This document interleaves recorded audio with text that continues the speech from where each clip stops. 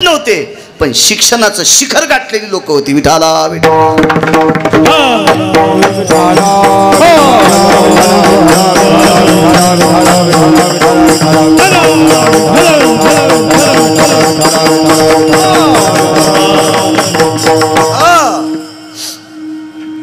बैलगाडीच्या ते काही एखाद्या दगडावरून चाक आदळलं असं, खटकन वाजलं, घरातनं बाहेर आले तर लक्षात आलं, अरे वडील गेले पण आईसाहेब थांबल्या नाही. आणि 13 वर्षाच्या नंतर तोंडातून एक शब्द पडला, माय आलात? माय तुमचे बाबा वारलेत तरी आलात? तुळशीच्या वृंदावनापासून भाऊबाईच्या तोंडातून एक शब्द पडला, माय लेकराला उपाशी ठेवून बापापाशी कौरक बसन.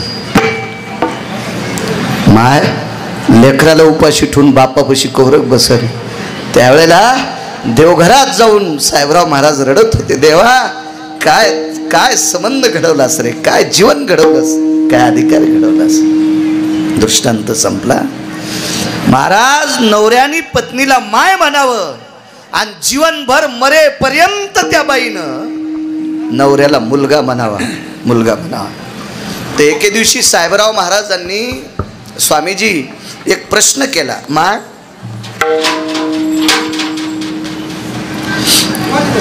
देव जर तुम्हाला भेटला तर काय मागताल? देव जर तुम्हाला भेटला तर काय मागताल, काय मागताल? तर आई साहेबांना सांगितलं, कुंकू मागायची गरज नाही, कारण जन्मताच मी दुर्गा आहे, जन्मताच मी देवी आहे, जन्मताच मी आदिशक्ती आहे. आणि आदिशक्तीचं कुंकू कोण पुशील? म्हणून मला विटेवरचा बाप जरी भेटला तर त्याला कुंकू मागणार नाही, एकच मागेल, लेकराच्या आधी मला घाल, लेकराच्या आधी मला घाल. आपल्या जीवनामध्ये सौभाग्यवती स्त्रीला जर देव भेटला तर आपल्या महाराष्ट्रातली पवित्र स्त्री देवाला एकच म्हणेल, माझ्या मालकाला मागे राहू दे आणि मला पुढे घाल. इतकी पवित्र स्त्री आपल्या महाराष्ट्रातली. एक लक्षात असू द्या, मी कधी कधी वैचारिक पातळी सांभाळण्यासाठी बायकांवर बॉम्ब टाकतो. बायकांना तशी कीर्तनं माझी आवडतातच, त्याबद्दल विषय नाही, पण त्याचं कारण सांगतो. माझा स्वार्थ काय? स्वामीजी या देशाची ओळख या देशाची स्त्री आहे. या देशाची ओळख या देशाची स्त्री आहे. शरदराव, तुम्ही ज्या क्षेत्रात काम करता ना, त्या क्षेत्रात तुम्ही आधिपत्य कमवलं, शिखर गाठलं, पण एक लक्षात असू द्या, त्या क्षेत्रात शिखर गाठणारा बाळ ज्या माईनं 9 महिने पोटात ठेवला, ती माय किती अधिकारी असेल कल्पना करा. तिचे काही उपकार जाणावं लागतील का नाही? हजारो विद्यार्थी तुम्ही निर्माण केले, तुम्हाला ज्या आईनं पोटात सांभाळलं तिचा काय पुरुषार्थ? आज लक्ष्मी सरस्वती एकत्रित जिथं थांबतात, तो जगाचा बाप, विश्वाचा बाप आहे, मारुती आहे. आणि ते आधिपत्य सांभाळायला स्वामीकडे योग्यता आली. महाराज, या स्वामीजींना ज्या आईनं पोटात सांभाळले ती आई किती दर्जेदार असेल, काय नाविन्य असेल त्या आईचं. म्हणून या देशाची ओळख या देशातला पुरुष म्हणून नाही, स्वामीजी माफ करा, या देशाची ओळख या देशाचा साधू म्हणून बी नाही, या देशाची ओळख या देशाची पतिव्रता म्हणून. कारण साधू त्यावेळेला साधू होतोय, त्या आईची कुस तितकी पवित्र असली पाहिजे. जी आईची कुस पवित्र आहे, तिच्या पोटी जन्माला येणारा अपत्य साधू होत असते, तिच्या पोटी जन्माला येणारा पुत्र अर्जुनबुवा शूर होत असतोय. मग अगोदर ओळख जर कोणाची असेल, ते देशाची स्त्री आहे. विचारलं मालकाने, आई तुम्हाला जर आधा कदा देव भेटला तर तुम्ही त्याला काय मागताल? आणि दुसरा एक प्रश्न केला, तुमच्या आई वडिलांनी सोयऱ्या धाऱ्याने माझ्याशी तुमचं लग्न लावलं, नरपदवी कशी प्राप्त होती बघा. तुमच्या आई वडिलांनी सोयऱ्या धाऱ्याने माझ्याशी लग्न लावलं, पण मी तुम्हाला तुमच्याशी पाणीग्रहण करून तुम्हाला आई म्हणतो, तुमच्या कामनेच्या बाबतीतलं मला उत्तर ऐकायचंय. कामनेच्या बाबतीत म्हणजे वासनेच्या बाबतीत उत्तर ऐकायचंय. स्वामीजी उत्तर काय दिलं? ऐका ना म्हणे, तुमचा आणि माझा संसार एखाद्या योनीत, पशुच्या योनीत सुद्धा होईल. तुमचा आणि माझा प्रपंच पशुच्या योनीत होईल. आदा कदा एखाद्या वेळेस तुम्ही वृषभ होताल, मी गाय होईल. तुम्ही आशु होताल, मी आशु होईल. तुम्ही राजहंस होताल, मी राजहंसिनी होईल. पण मी जर इथं कामाचं बिरडं फोडलं तर गुरुजीची सेवा करण्याचा योग पुन्हा येणार नाही. तो आताच येईल, आताच येईल. महाराज, ज्या व्यक्तीनं पाणी ग्रहण केलं, पत्नीला माय म्हणा भाऊ, ती जर स्त्री इतकी अधिकारी असेल तर साहेबराव महाराज किती अधिकारी असतील. 12-13 प्रश्न, त्याच्यातला दुसरा मानतो. देव जर तुम्हाला भेटला तर काय मागताल? एकच मागेल, बाळाच्या अगोदर माईला घाल, लेकराच्या अगोदर माईचा शेवट कर, लेकराच्या हातानं माईचं व्हावा. काय वाटलं असेल हो स्वामीजीला, काय वाटलं असेल साहेबराव महाराजांना. श्री गुरु रंगनाथ गुरुजींचे पट्ट शिष्य होते. एकच कीर्तन वाळवंटात ऐकलं तर इतका मोठा पुरुषार्थ काम जिंकण्याचा. म्हणून मालक या व्यक्तीला नर नावाची पदवी देतात. MH22 AM 1515 गाडी कोणाची आहे? त्या ड्रायव्हरनी जाऊन ती गाडी लवकरात लवकर बाहेर काढा, कारण कितीतरी लोकांचा ट्रॉफिकमुळे खोळंबळा होतोय. त्या ड्रायव्हरनं ती गाडी काढा. MH22 AM 1515. त्या गाडीचे चालक असतील, त्या वाहनाचे त्या चालकांनी तात्काळ जावं आणि ते वाहन बाजूला काढावं. विठाला विठाला विठाला.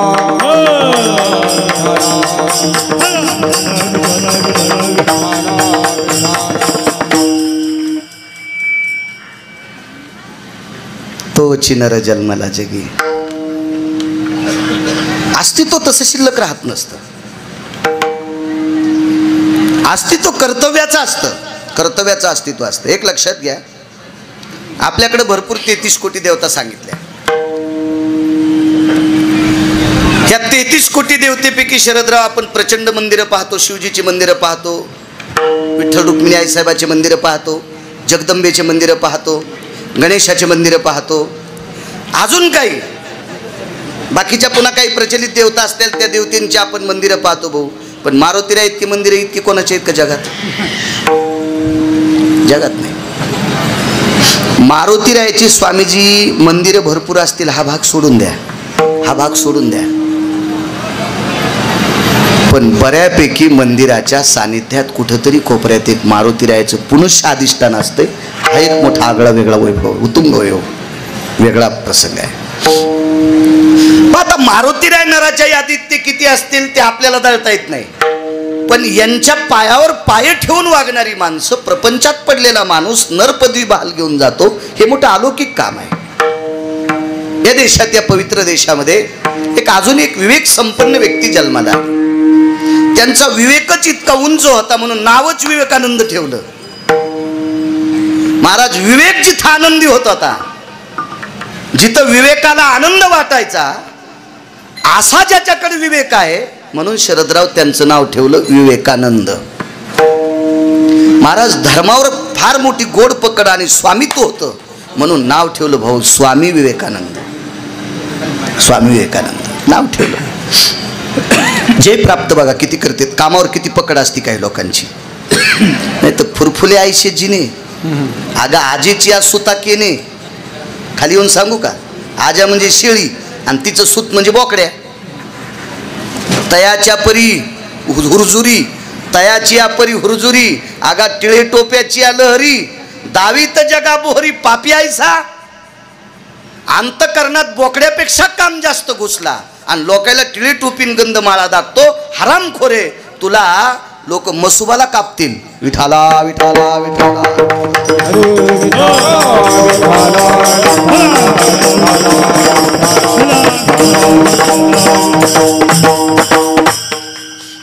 काम जिंकणं सर्वात मोठं कठीण आहे. काम लय कठीण. मागे एकदा मी बोललो होतो, काम जिंकल्या क्रोधत्त येतच नाही. कामाची नाही ते पण काम महाशत्रू आहे. कामा इतका शत्रू जगात मोठा कोणताच नाही. कामानं पंढरपुरातल्या मालकाला स्वामीजी बेजार महाराजाची आबरू घेतो बहीण ऐतिहासिक. स्वामीजी ऋषी लोकांचं काय सांगायचं, काय कायचं. जमदग्नी दुर्वास नाडीले महान महान ऋषी. काही सामान्य ऋषी होते का? कामानं एका अधिकाऱ्याला जवळ घेतलं शरदराव. ते क्रोध नावाचा फौजदार आहे. त्याच्या इतका रागीटच नाही. तो फौजदार ज्याच्या जवळ आहे त्याला कोणीच दिसत नाही. क्रोधाची फौजदार तोही मिळाला त्याशी. आणि ते फौजदार जवळ आला की माणसं आंधळेच होते. इतका कामे विचित्र. बर ठीक आहे, मला तृप्ता भयो काया तरी कामे दर्शनास्तु. ज्याला काम तृप्त करण्याची लायकी आहे त्यानं कामाचा दर्शनार्थ ठेवा, म्हणजे त्याला भेटण्याची अर्थता ठेवा. माणसाचं जीवन कसं झालंय? पिळीली या वळूचे जिने आसावली कामा केने तरी धेनूची आपाठी धावणे मूर्ख जैसा. थोडस खाली, फार खाली येत नाही. पिळीली या वळूचे जिने. वळू म्हणजे बैल.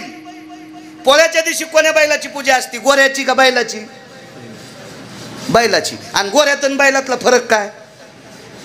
जयाचा काम चेंदिला आवळोनिया निराळा केला तै कृषी कर्मासी पाहिला वृषभतो नैवम गिरगाव कर लिखितम. हे मी थोडंच लिहिलंय. जोपर्यंत गोऱ्याचा काम आकळल्या जात नाही तोपर्यंत ते शेतीत काम नीट करत नाही. दिगंबरराव. म्हणून ज्याचा काम आटोक्यात त्याला जरी नाही आला पूजा करण्याच्या लायकीचा होतो. हो, म्हणून असा बैल होण्यासाठी गोऱ्याने हिशोबात राहिलं पाहिजे. असा बैल होण्यासाठी गोऱ्यानं जरा हिशोबात राहिलं पाहिजे. हो, तरी पण त्याचा काम आवडतो का? पिळीली आवळूचे जिने.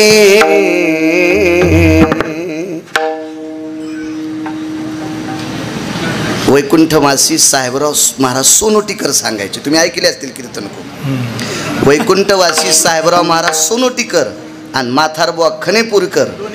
हा, इस्तूच आता चोंबाळे लोक शरदरावला आनंद वाटावा म्हणून त्याच्यासाठी कीर्तन करायचं. कीर्तनकाराला नरकाला जावं लागल. कीर्तनकाराने आपल्या भाषेवरचं प्रभुत्व शरदराव कधीच माग याचं नाही.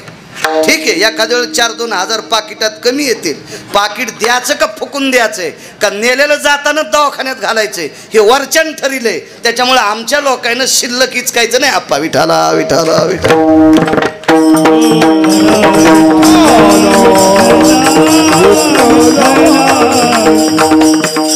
मी परवाला महामहिम राज्यपाल बागडे नानांच्या वाढदिवसात एक वाक्य वापरलं होतं.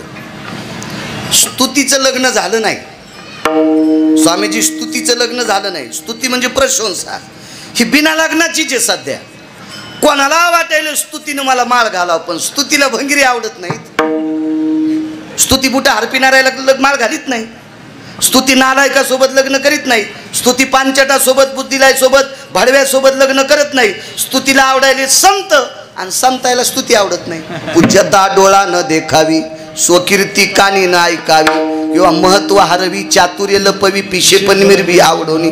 म्हणून साधूला स्तुती आवडत नाही आणि स्तुतीला भंगिरी आवडत नाहीत. मग ती सध्या कुठे येत? आमच्या जिभेवर. वर्णन करता करता अभंग न दिला काही संबंधच नाही. अशा चुकीच्या वर्णनामध्ये श्रोत्याला सुद्धा नरक असतो. विठाला विठाला विठाला.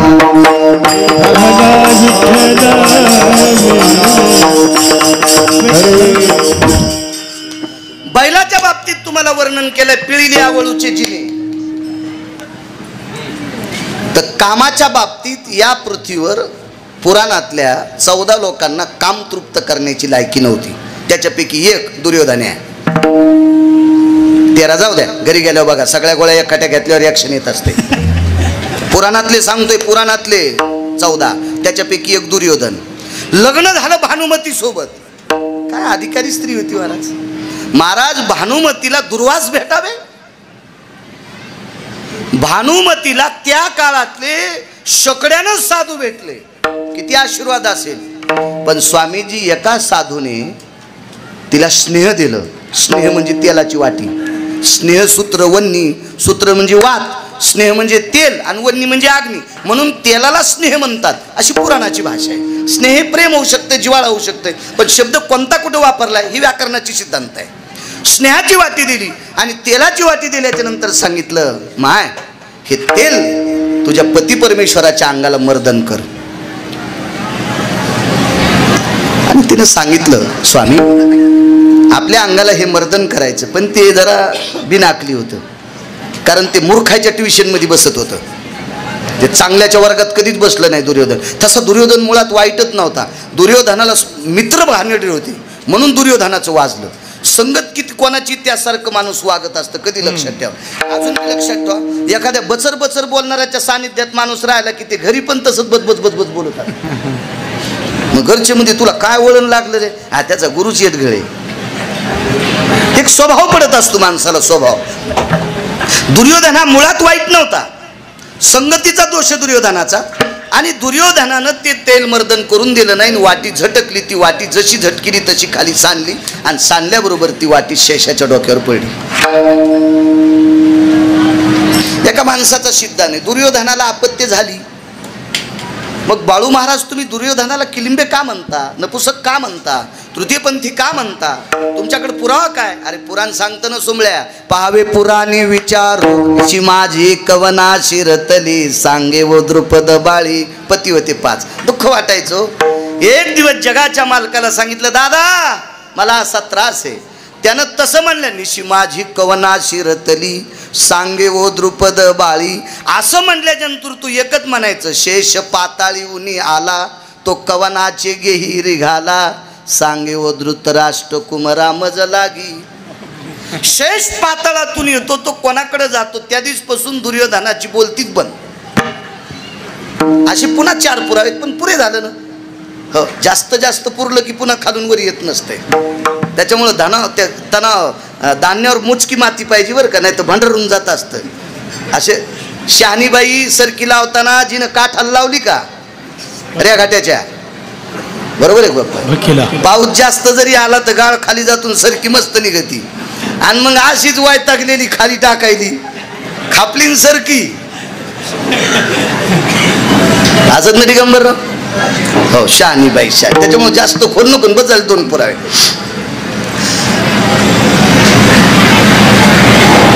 हरामखोर राजानं सांगितलं, येतो विवेकानंदाकडे. विवेकानंदाकडे येणार आहे, येतो लांबून एसटी आणतो चांगल्या रस्त्याने. स्वामीजी डिझेल घरचं नाही ना, आपल्याला काय ताण आहे. गांधार देशाचा राजा हलकट होता, त्याचं नाव आहे शकुनी. शकुनीला त्याचा बदला घ्यायचा होता. खरं तर शकुनीला पांडवाला मारायचंच नव्हतं, त्याला सख्य भाषे मारायचे होते, कारण या दुर्योधनाने त्याचे 4 मारले होते. आणि म्हणून शकुनीनं दुर्योधनाला सांगितलं, आता केस धरून ओढीत आणली तरी पांडवायला काही वाटेना. वस्त्रहरण करत असताना कोण हिच्या पाठीमागे लागलाय, हिला कोण मदत करतोय ते काय मला कळना. पण आता एक पर्याय, तू केस धरून ओढीत आणायची, स्वतःच्या मांडीवर बसवायची. असा शब्द सांगत असताना धर्म ऐकायलेत, भीम ऐकायलेत, नकुल ऐकायलेत, सहदेव ऐकायलेत, अर्जुन ऐकायलेत. पण द्रौपदीनं हा शब्द ज्या वेळेला पुढच्या व्यक्तीच्या त्या शकुनीच्या तोंडातून ऐकला, तिला असं दुःख वाटलं, मी दिराच्या मांडीवर कशी बसू, चंद्रसूर्य तोपर्यंत मला किंमत राहील का. पण अर्जुनानं खुणवलं, यता अर्थहीनो शिजायते हा. कारण पुरुषार्थाचा अर्थ त्याला कधीच देवानं दिला नाही, पुरुषार्थाचा अर्थ त्याला कधीच दिला नाही.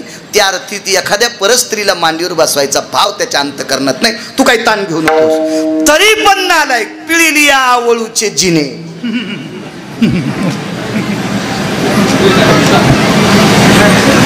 पिळिली आवळूचे, हो, तरी ते गपचिक बसतं का. याच्या पलीकडची ओळी सांगतो तुम्हाला, माझी लायकी नाही बरं सांगायची. खरी टेकुने दिवडे, लाथोनी फोडी नाकाडे.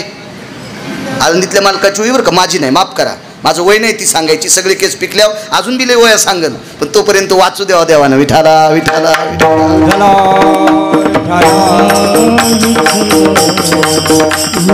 अगा गर्धवाची या कामा, हे घ्राणमेवचिया विस्तुटपणा आगाननाचिया पुटीपाना शुद्ध वाये तरी मूर्खाचिया लाघवे कामाट पीत न जाय फोडोनी आभास पाय बोंब ठोकी. जाबाली सांगतात तरी ते गाढव मूर्ख, इतका कामी चित्र आहे. आणि मला सांगा कामाची तृप्तता होती म्हणून थुत्तर फोडून घेतलंय. महाराज या दुर्योधनाकडे काम तृप्त करण्याची क्षमताच नाही, तरी पण एका पवित्र स्त्रीला मांडीवर बसिले. म्हणजे हलकटपणाचा कळस झाला, हलकटपणाचा कळस झाला, हलकटपणाचा कळस. आपल्या संप्रदायात तितकं जिंकायचं. स्वामीजी या संप्रदायात एखाद्याची चोरी जर केली मान्य नाही, पण विद्वान म्हणतील भाकरीची अडचण आलती. विद्वान म्हणतील भास्कर बुवा पंढरनाथ बुवा भाकरीची अडचण आलती. पण या संप्रदायामध्ये मायबापानं जिच्याशी लग्न लावून दिले ती वगळता जगात जी स्त्री भेटन तिला माय म्हण. मारुतीरायाच्या बाजूला बसायची नाही, मारुतीरायाच्या बाजूला बसायचा अधिकार आहे. ताकद आहे, ताकद आहे तशी. श्रुतीनं मारुतीरायाला प्रश्न केला, चला मला ना दे जर गव्हाला पाणी देताना गवत उपटायचा. मारुतीरायाच्या भेटीला राम आले, कृष्ण परमात्मा राम होऊन आले, पण इथंच एक शब्द वापरला बळीराम आले. कदाच पाहिजे मायारामापुशी बळीराम कोण, कोण बलराम, मान्यताच नाही. आणि मग श्रुतीनं प्रश्न केला एकम भवस्थितः हरिस्वरूपास्तते वच राम प्रिय भवः अप्रियम कृष्णा भव्याप्तिया.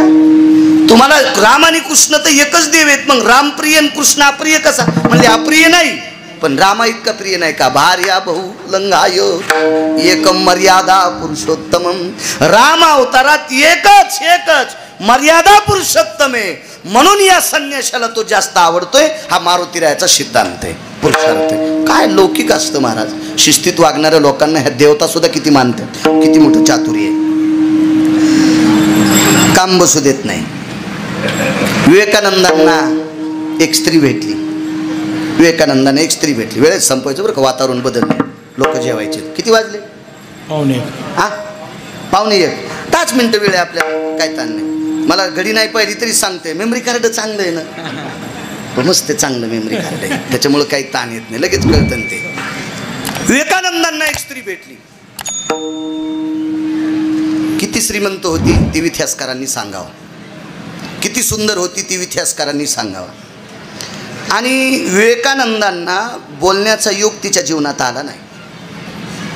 कारण विवेकानंदांच्या जवळ स्त्रीनं कसं शक्य मला सांगावर तुम्ही. एक पत्र लिहिलं आणि ते पत्र सानिध्यातल्या व्यक्तीने विवेकानंदांकडे दिलं. मला तुमच्याशी पाणीग्रहण करण्याची इच्छा आहे. नर नर नर नावाचा पुरुष आहे. पाणीग्रहण करण्याची इच्छा आहे. विवेकानंदांनी त्या व्यक्तीला सांगितलं कोण अशी माऊली आहे? बाई नाही म्हणले, कोण अशी स्त्री नाही, आबला नाही. कोण अशी माऊली आहे की ज्या माऊलीला माझ्यातलं काय बरं वाटलं, माझ्यातलं काय बरं वाटलं की जेणेकरून तिनं माझ्याशी पाणी ग्रहण करावं असं मला पत्र पाठवलं. मला ते कळावं. पत्र वापस, दुसरं पत्र आलं. आपल्याकडे विवेकाचं टोक आहे, वैचारिक पातळीची स्थिरता आहे, धर्मनिरपेक्षता आहे आणि देशावरचं अतूट प्रेम आहे. अशी बरेच काही उत्तर होती बरं का स्वामीची, खूपशी उत्तर होती आणि ते तुमच्यात आहेत. म्हणून मला असं वाटतंय तुमच्यासारखा परिपूर्ण पती मी त्याच्याशी लग्न करावं. पुन्हा पत्र वापस. त्या पत्रावर लिहिलं माझ्यासोबतच का यावं धरानाम देशाया, या पवित्र देशामध्ये तुमच्यासारख्या व्यक्तीसोबत लग्न केल्याच्या नंतर जन्माला येणारं अपत्य तुमच्या इतकं पुरुषार्थी जन्माला येईल, तुमच्या इतकं सद्गुणी जन्माला येईल. आता स्वामीजी हे पत्र वापस नाही केलं, ह्या पत्राच्या पाठीमागे लिहिलं एवढा मोठा सायास करण्यापेक्षा माझी माय तुम्हाला जर मुलगा मानलंस तर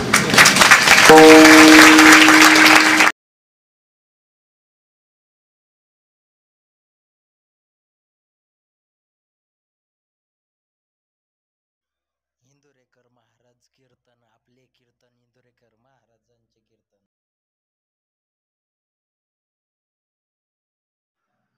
असेच नवनवीन व्हिडिओ पाहण्यासाठी आपल्या चॅनलला सबस्क्राईब करा.